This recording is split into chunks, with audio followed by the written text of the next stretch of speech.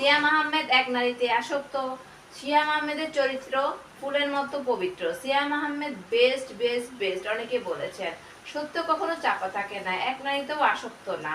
সিয়াম আহমেদ বুঝিয়ে দিল পুরুষ মানুষ আসলে সুন্দরের পূজারী। যেমন নিজু মজুমদার একটা পোস্ট করেছে, হয়তো ভাবছেন আমি কথা কেন বলছি।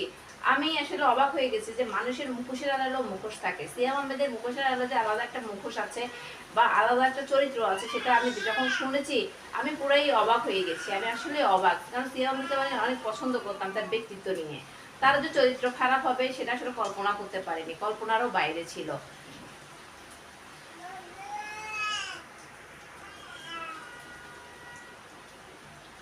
এখন যাই হোক, নিজুম মজুমদার একজন একটা পোস্ট করেছে, উনি লিখেছেন পরিমণির সাথে সিয়ামের শারীরিক সম্পর্কে নিশ্চিত তথ্য পায় 2022-এ।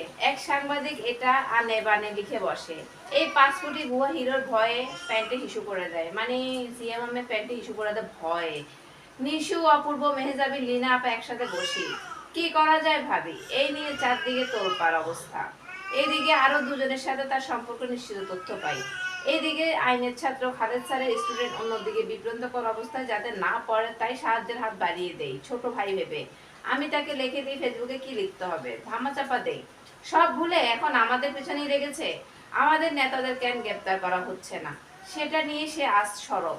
নিমখারাম আর বেমান দেখতে দেখতে ক্লান্ত হয়ে গিয়েছে, ভালো হয়ে যাও সিয়াম।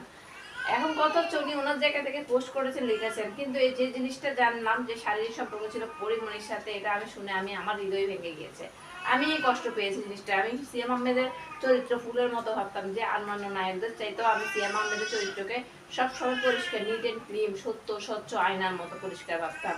সিয়াম আহমেদের যদি চরিত্র খারাপ হবে এটা আসলে আমি কল্পনা করতে পারি না, ভাবতেও পারি না, আসলে জানি না কতটুকু সত্য।